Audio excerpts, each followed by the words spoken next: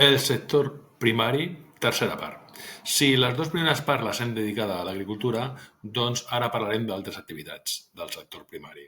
I començarem per la ramaderia. La ramaderia no és nova, apareixerà juntament amb la invenció de l'agricultura al Neolític, a la Revolució Neolítica, fa 10.000 anys. I consisteix en domesticar, va consistir en domesticar els animals i aprofitar aquests animals per criar-los i per obtenir els productes que donaven: carn, llet, ous, llana. I, a més, d'aquests animals, doncs, per aprofitar la força de treball, per exemple, doncs, d'una mula o d'un bou.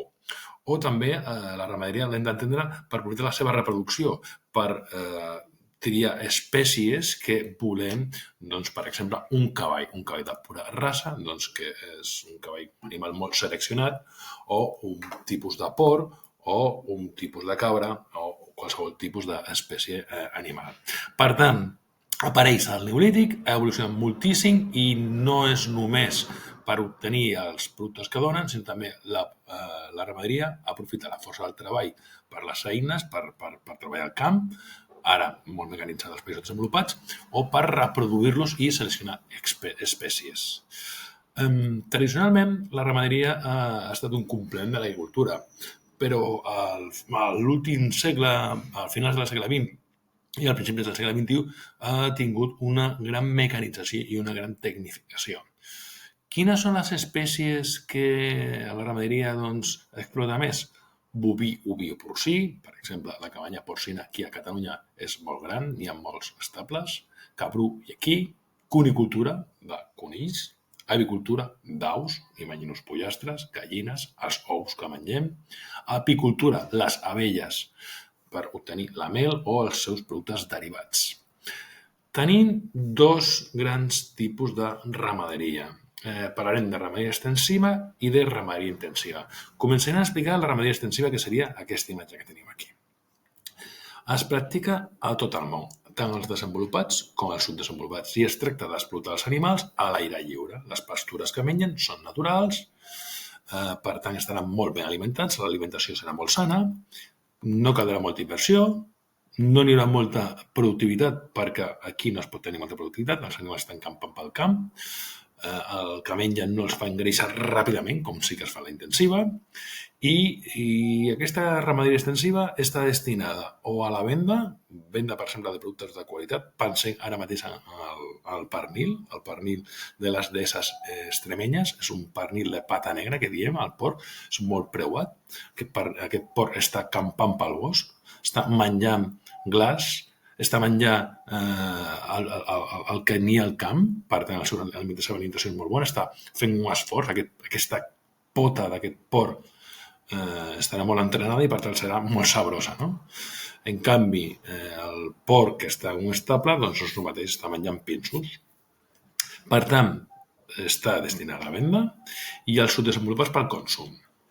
I quins països practiquen més la ramaderia extensiva? Estats Units, per raons òbvies, té unes extensions enormes. Rússia passaria el mateix. Argentina també és un país immens, amb moltes extensions. Austràlia o fins i tot República Sud-africana, no? També es fa aquí a Espanya, recordem que també es fa aquí a Espanya, però aquests són els països on es practica més. Per contra, tenim la ramaderia intensiva, que com veieu a les imatges, doncs són animals que estan tancats, els donem de menjar, els donem pinsos, no tenen una alimentació més natural, per tant que aquests animals es produiran en massa, diguéssim.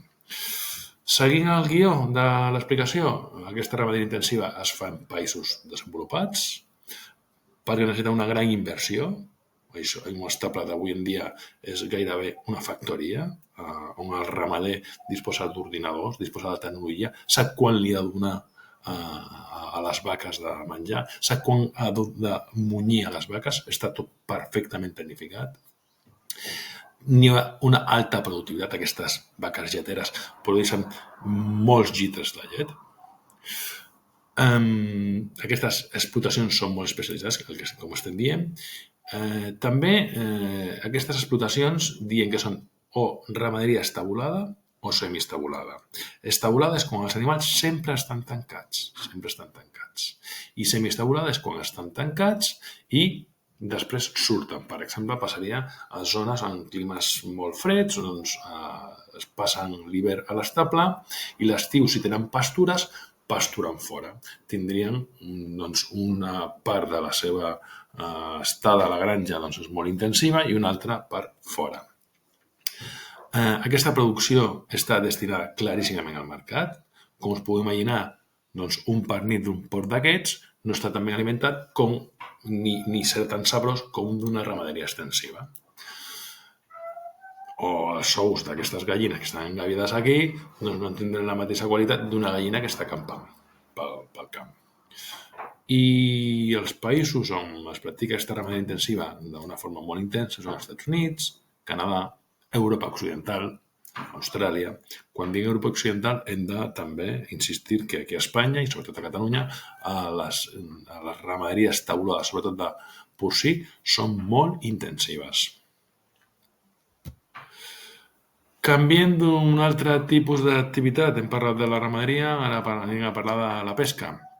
La pesca també, no cal dir, que d'abans de la revolució neolítica ja es feia el paleolític i la pesca, ja tenim troballes arqueològiques on el paleolític s'anava per petites cloixes, s'intentava pescar peixos de manera molt artesanal, per tant és una activitat de fa molts segles, i consisteix en la captura al mar, als rius o als llacs de peixos i altres animals aquàtics. Entenem per marís, entenem per cloixes, entenem doncs, tot tipus d'escopinyes, entenem per tot aquest tipus d'animals. Algues, fins i tot també algues. El 75% de les captures són per consum, però no és tot per consum. Una quarta part es dedica a fabricar farines de peix o olis. Per exemple, quan parlem de la ramaderia, doncs alguns animals d'aquests mengen farines de peix. Distingirem 3 tipus de pesca: autoconsum, litoral costanera i d'altura. Autoconsum seria aquesta d'aquí, no? Països subdesenvolupats, és important, també es fa aquí, però de manera molt petita, molt a prop de la costa, petites embarcacions i mètodes artesanals, per exemple aquesta xarxa que llancen, i autoconsum i en mercat local. Litoral costanera seria aquesta d'aquí, és a prop de la costa, són desplaçaments d'aquests vaixells doncs, d'un dia màxim, o surten molt d'hora i tornen al port doncs, a mig matí, o alguns que pesquen per la nit tornen al port a l'alba. Petites embarcacions com aquesta, però amb una bodega que els hi permet emmagatzemar aquest peix, per exemple, sardines o gambes, que porten ràpidament al port i les porten a la llotja i allà es ven a la llotja. I l'altra és la pesca d'altura. La pesca d'altura són aquest tipus de vaixells. Són vaixells de gran tonatge a l'alta mar, de fet són factories, són vaixells que ja són fàbriques, marxen a grans distàncies, poden estar setmanes, mesos fora. Aquí aquests vaixells són una factoria, llancen les xarxes, pesquen i, per exemple, el bacallà, no? La pesca del bacallà ara mateix, o marxar a la península de Terranova, vaixells d'Espanya que van a Canadà a pescar i després tornen, o vaixells espanyols que marxen a Àfrica a pescar i pesquen, netegen el peix i el congelen per després portar-lo a costa. Són autèntiques factories flotants, són vaixells molt tecnificats. Aquí aquest mapa ens mostra els principals caladors mundials. Un calador és una zona on la pesca és molt abundant. Aquestes taques blaves són les zones on hi ha grans caladors. Aquí, Terranova, que us ho explicava, això és per a Canadà, aquí molts vaixells espanyols van fins aquí, sobretot de Galícia. Tot el calador de la península Ibèrica, tot i que el calador de la península Ibèrica està molt esgotat i és petit, tota la zona del Mar Roc és molt important per nosaltres, el Mar del Norte, l'oceà glacial Àrtic, el Mar Mediterrani és molt important, tota la costa sud-africana. Aquí, a Sud-àfrica, per exemple, aquestes línies representen les corrents càlides i fredes, aquí on entren en contacte aquestes corrents càlides i fredes són zones molt bones per la pesca perquè els peixos tenen molt plàncton per menjar, s'acumulen molts peixos i per tant quan hi ha molts peixos és molt bona la pesca. Anem a Amèrica, la zona del Perú és un cabal fantàstic, tota la zona oest dels Estats Units, Alaska, és molt bona zona, i si anem ja a Àsia, tenim tota la costa de l'Índia, el sud-est asiàtic i l'arxipèlag del Japó també és una zona molt explotada on hi ha bons caos per pescar. Tota aquesta pesca està portant, és una pesca molt intensiva, que estan sobreexplotant moltes espècies. Per exemple, les balenes, n'hi ha hagut una moratòria per no pescar-les més perquè les estaven eliminant, estaven esgotant, que n'hi ha països que ja se la volen saltar, per exemple, Noruega ja diu que no, ni Japó necessiten pescar balenes perquè el seu consum és habitual allà.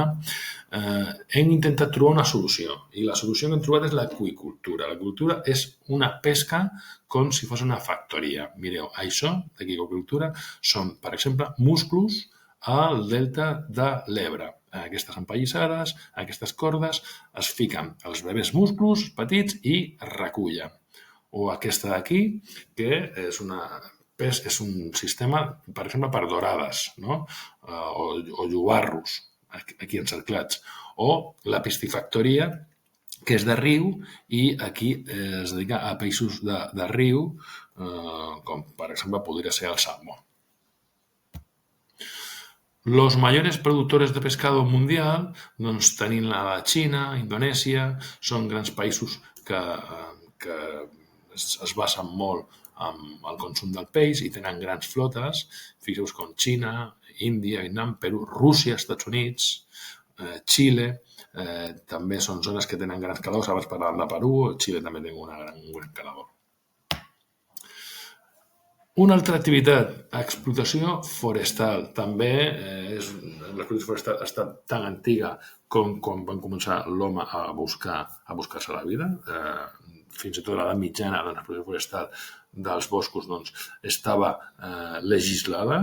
El senyor feudal tenia una explotació forestal perquè dels boscos obtenim molts productes, fusta, resina, suro, a més, l'explotació de buscar fongs, de buscar aliments, però avui en dia aquesta explotació forestal sobretot està orientada a la fusta lligada a la construcció de mobles, lligada a la construcció derivat de la fusta i lligada també al paper, perquè el paper el fem amb fusta.